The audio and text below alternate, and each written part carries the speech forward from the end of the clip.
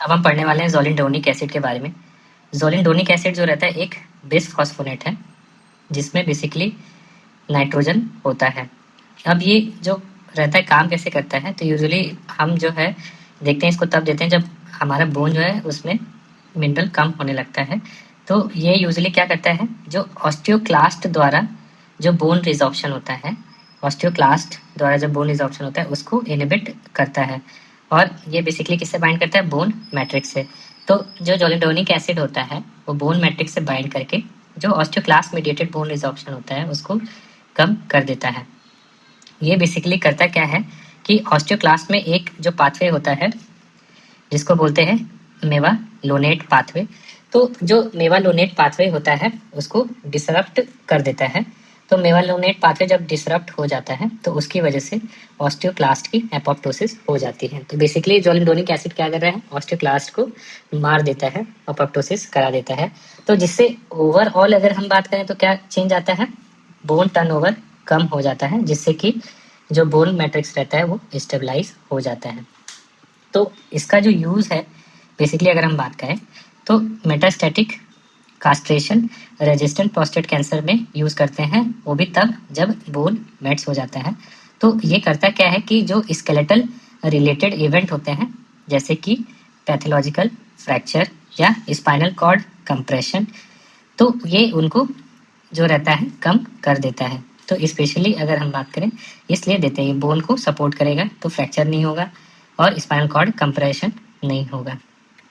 फिर जो है दूसरा, ये बेसिकली जो रहता है ऑस्टियोपोरोसिस और बोन लॉस को प्रिवेंट करता है। तो अगर जो पेशेंट एंड्रोजन डीप्रिवेशन थेरेपी लेते हैं तो ऐसे में क्या होता है, बॉडी में जब एंड्रोजन की कमी हो जाती है तो उससे होता क्या है, बोन लॉस होने लगता है। तो इसको बोलते हैं हाइपोगोनेडिज्म इंड्यूस्ड बोन लॉस। तो अब बात करते हैं जोलिनडोनिक एसिड देना कितना होता है। तो यूजुअली जो रहता है हम इसको 4 मिलीग्राम देते हैं 4 हफ्ते के लिए। और कैसे देते हैं, आईवी इन्फ्यूजन के थ्रू। तो यूजुअली 4 मिलीग्राम आईवी इन्फ्यूजन देना होता है। और यूजुअली जब हम आईवी इन्फ्यूजन देते हैं तो वो इन्फ्यूजन 15 मिनट के लिए रहता है। और दो चीज़ बहुत इंपॉर्टेंट होती है इसको देते समय। पहला जो है हाइड्रेशन बहुत ही अच्छे से मेंटेन करना होता है, और दूसरा जो रहता है कैल्शियम और विटामिन डी सप्लीमेंटेशन करना होता है। क्योंकि हाइड्रेशन इसलिए मेंटेन करते हैं क्योंकि बेसिकली ये जो है ये रीनल के द्वारा ज़्यादा निकलता है। तो बेसिकली इसका डोज भी अगर हम बात करें तो जब रीनल में प्रॉब्लम होती है तो एडजस्ट करना पड़ता है। तो इसका बेनिफिट क्या होता है प्रोस्टेट कैंसर में, तो जो फर्स्ट स्केलेटल रिलेटेड इवेंट होता है उसको ये डिले करता है। तो जो स्केलेटल रिलेटेड इवेंट होता है उसको ये डिले करता है, इसलिए देते हैं।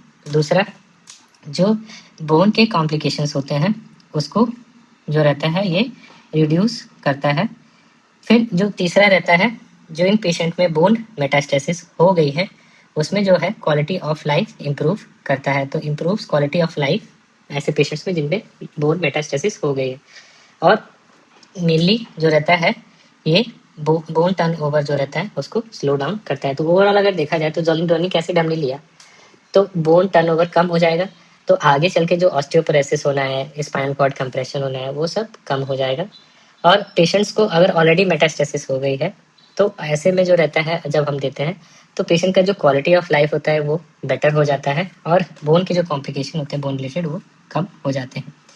तो अगर हम बात करें साइड इफेक्ट की, तो ये बेसिकली एक नेफ्रोटॉक्सिक ड्रग होती है, तो इसलिए हमें जो रहता है क्रिएटिनिन मॉनिटर करना पड़ता है। दूसरा, जोलिनडोनिक एसिड जो रहता है ये बोन के लिए तो हम देते हैं, बट ये जो जॉ होता है, जॉ उसका ऑस्टियोनेक्रोसिस कराता है। तो जो जॉ होता है उसका ऑस्टियोनेक्रोसिस कराता है, और स्पेशली अगर किसी ने दांत का कोई प्रोसीजर कराया, डेंटल प्रोसीजर, तो उसके बाद ये और बढ़ जाता है। फिर तीसरा जो है इसमें जो रहता है हाइपोकैल्सीमिया होता है, इसलिए जो रहता है हम जोलिनडोनिक एसिड जब देते हैं तो कैल्शियम और विटामिन डी सप्लीमेंट करते हैं। यूजुअली इसका जब आईवी इन्फ्यूजन 15 मिनट के लिए देते हैं तो पेशेंट को फ्लू लाइक सिम्टम्स होता है, मायल्जिया हो सकता है और फीवर हो सकता है आफ्टर इन्फ्यूजन। तो अगर हम बात करें हमें मॉनिटर क्या करना है, तो ये रीनल टॉक्सिक होता है, इसलिए हमें सीरम क्रिएटिनिन हर डोज के पहले जो रहता है मॉनिटर करना रहता है। दूसरा, हमें सीरम कैल्शियम फॉस्फेट और मैग्नीशियम जो है मॉनिटर करना रहता है।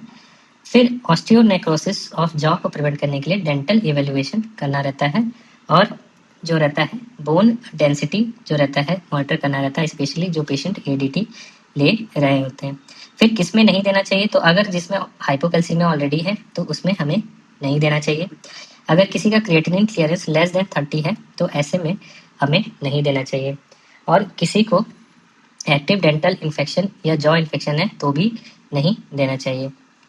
फिर इसका अल्टरनेटिव क्या होता है अगर हम नहीं देते हैं, तो अल्टरनेटिव की बात करें तो एक रैंक लाइगेंड इनहिबिटर होता है जो डिनोसुमैब के नाम से आता है। डिनोसुमैब ये रैंक लाइगेंड इनहिबिटर होता है, और ये बेसिकली जो हम जोलिडोनिक एसिड आईवी यूज कर रहे थे इसको हम सबक्यूटेनियस रूट से कर सकते हैं, और इसमें कोई भी रीनल एडजस्टमेंट की जरूरत नहीं होती है।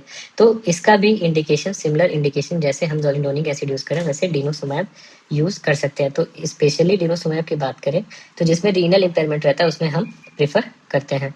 तो ओवरऑल अगर हम बात करें तो जोलिडोनिक एसिड जो रहता है वो स्केलेटल इवेंट या स्केलेटल कॉम्प्लिकेशन जो रहता है मेटास्टेटिक प्रोस्टेट में या बोन मेट्स में उसको प्रिवेंट करता है, और ये एडीटी इंड्यूस बोन लॉस भी प्रिवेंट करता है।